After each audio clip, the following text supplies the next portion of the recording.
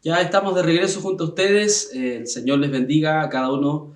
Queremos estar examinando ya este capítulo 1, podríamos decir que es el capítulo introductorio, donde vamos a estar examinando un poco acerca de los 4 evangelios: Mateos, Marcos, Lucas y Juan. Es interesante, ya que cuando analizamos los 4 evangelios nos damos cuenta que los 4 presentan a Jesús como Señor y como Salvador. Algo que es muy interesante y que todo hijo del Señor debería entender y comprender a la luz de la palabra del Señor.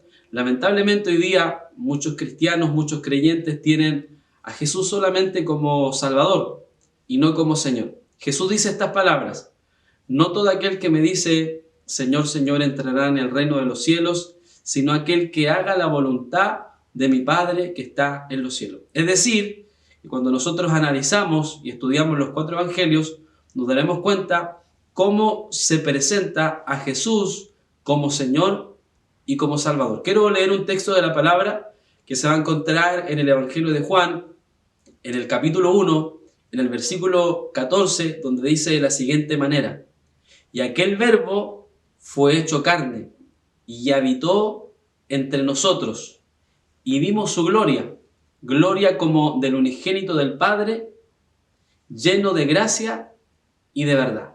Así empieza el Evangelio de Juan, hablándonos y describiendo un poco acerca de lo que es la preexistencia de Cristo, porque sin lugar a dudas Jesucristo es Dios, Jesucristo es el Hijo de Dios, Jesucristo es el Mesías, el Salvador, como dice la Escritura, Emmanuel, Dios con nosotros. ¿Qué es el Evangelio? Una pregunta que muchos de nosotros nos hemos hecho, sobre todo en un comienzo de nuestro caminar como cristianos, como creyentes, como hijos del Señor. Y podríamos decir en una definición bastante básica que el Evangelio es una palabra que significa buenas nuevas.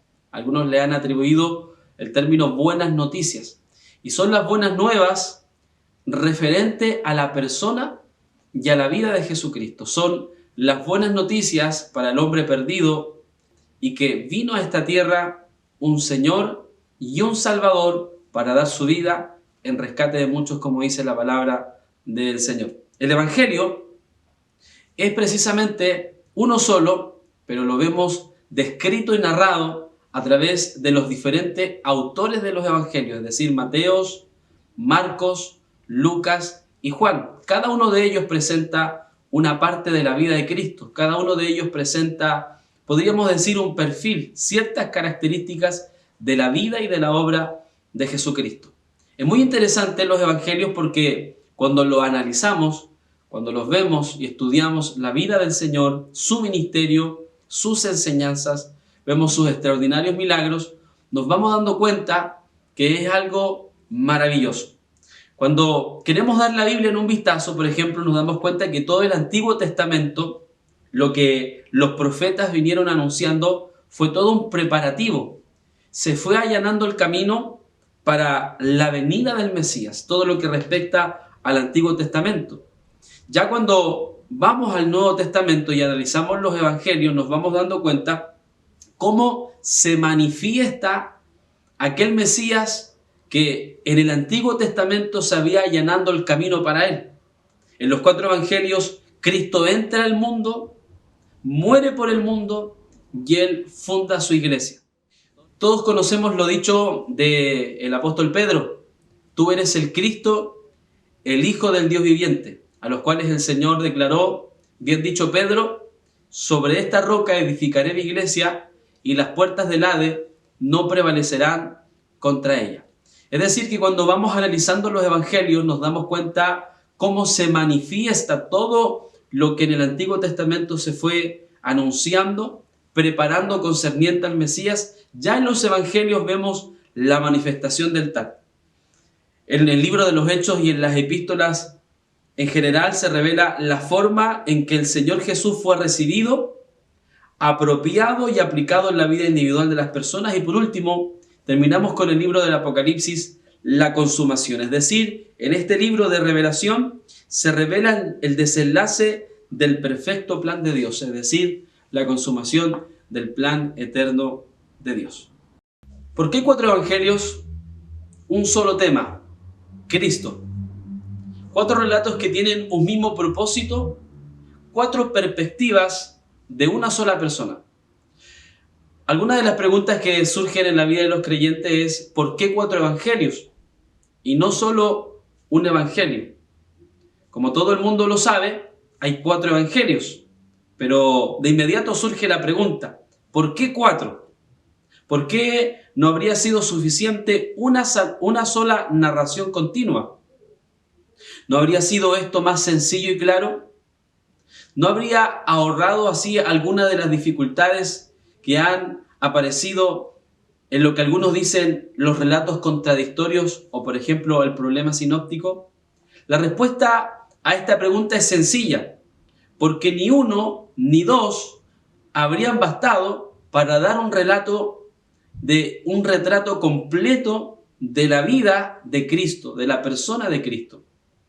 A él se le presenta, por ejemplo, en el Evangelio de Mateo como el Rey, en el Evangelio de Marcos como el Siervo, en el Evangelio de Lucas como el Hijo del Hombre y en el Evangelio de Juan como el Hijo de Dios. Así como usted puede ver en su pantalla, podemos encontrarnos con la crucifixión de Cristo, una fecha aproximada del 33 después de Cristo. Y a continuación, en esta línea de tiempo, nos damos cuenta que se cree que el Evangelio de Marcos fue el primero en ser escrito, en una fecha aproximada del año 65 después de Cristo. Un evangelio que contiene 16 capítulos y que nos damos cuenta cómo presenta a Jesús como el siervo. Es un evangelio que principalmente en sus inicios es escrito a los romanos. Y cuando vamos al Evangelio de Marcos podemos darnos cuenta, si usted tiene su Biblia, ahí en el capítulo 10, en el versículo 45, dice la palabra del Señor. Porque el Hijo del Hombre no vino para ser servido, sino para servir y para dar su vida en rescate por muchos. Por otro lado, el Evangelio de Mateo se cree que fue escrito aproximadamente en el año 70 después de Cristo. Con sus 28 capítulos nos damos cuenta cómo presenta este Evangelio a Jesucristo como Rey. Y principalmente en sus inicios fue escrito para los judíos, para la nación de Israel. Cuando vamos al Evangelio de Mateo nos damos cuenta en el capítulo 1, en el versículo 22 y 23 dice la palabra del Señor de la siguiente manera. Todo esto aconteció para que se cumpliese lo dicho por el Señor por medio del profeta cuando dijo: He aquí, una virgen concebirá y dará a luz un hijo, y llamará su nombre Emmanuel, que traducido es Dios con nosotros. También el Evangelio de Lucas nos damos cuenta que fue escrito en una fecha también aproximada del año 70 después de Cristo. Con sus 24 capítulos, nos damos cuenta que en su principal inicio fue escrito para los griegos.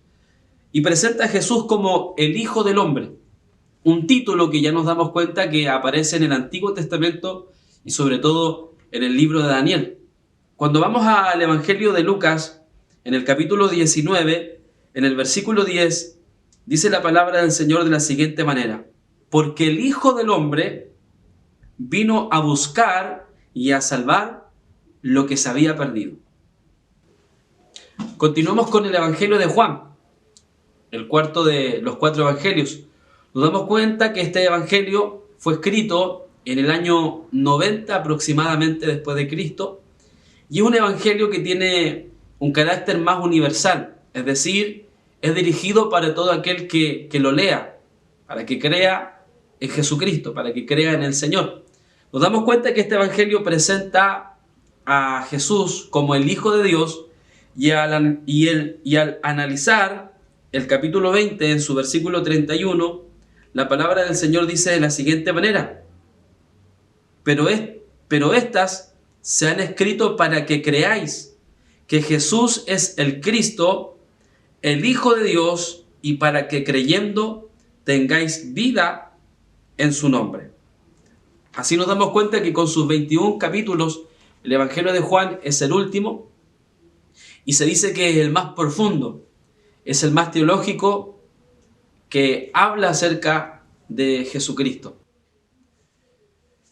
El problema sinóptico.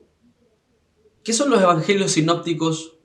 ¿Qué significa la palabra sinóptico?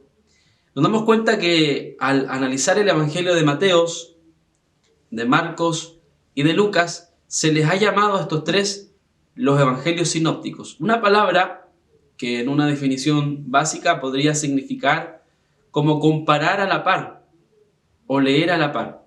Es decir, nos damos cuenta cómo el primero de estos tres evangelios en ser escrito es el evangelio de Marcos, y se dice que de una u otra manera, tanto el evangelio de Mateos como el evangelio de Lucas forman parte de su escrito complementando el evangelio de Marcos. Es decir, que tanto el evangelio de Lucas como el evangelio de Mateos tiene capítulos, tiene versículos del evangelio de Marcos. A esto se le ha llamado también el problema sinóptico. Se cree que Lucas, al ser un gentil, escribe por la influencia del apóstol Pablo, ya que él le tocó vivir una vida muy apegada a la vida de Pablo. Es decir, Lucas escribe parte de la fuente, por así decirlo, de su evangelio. Está el apóstol Pablo, pero en sí también en Lucas extrae información o versículos, capítulos del evangelio de Marcos, y a la vez también de una diversidad de recopilación de información donde él como médico, ¿cierto?, se encarga de poder, se dice, entrevistar o ver los casos de sanidades, de milagros y de la obra de Cristo, en la cual él también escribe. Es decir, para ir entendiendo la idea, el evangelio de Lucas se escribe con la fuente del evangelio de Marcos, se escribe con la fuente de información que se le ha llamado el documento Q, que consiste en diferentes relatos, historias de los hechos de Cristo, donde Lucas, ¿cierto?, entrevista a diferentes personas, como lo dice claramente en el capítulo 1. De hecho, podemos leerlo en la palabra del Señor, nos damos cuenta lo que dice el evangelio de Lucas en el capítulo 1, en el versículo 1.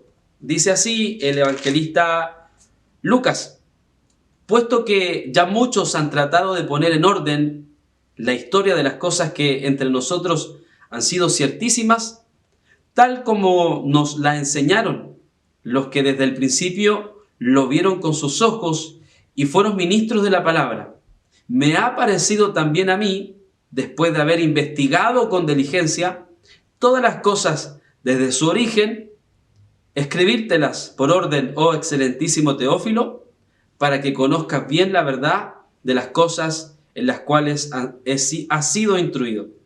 Es decir, Lucas escribe y toma como fuente parte del evangelio de Marcos, parte de lo que se conoce como el documento Q, que es decir, es diferente información, fuente de información de personas, y también, por supuesto, lo que el Espíritu Santo lo llevó a escribir y lo dirigió para así también escribir el Evangelio de Lucas. Por otra parte, también Mateos.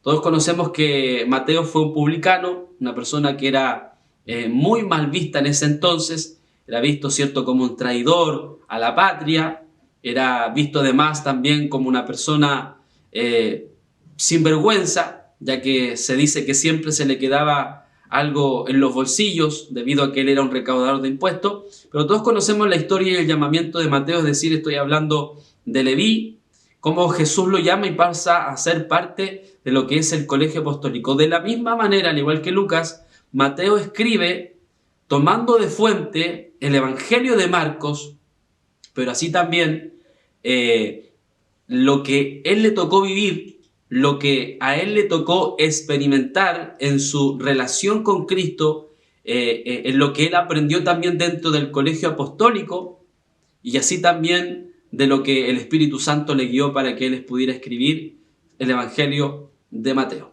Es decir, cuando hablamos de los evangelios sinópticos, hablamos del evangelio de Mateo, el evangelio de Marcos y el evangelio de Lucas, y cómo a través de estos tres evangelios podemos estudiar la vida de Cristo de una forma completa, amplia, para la gloria y la honra del Señor.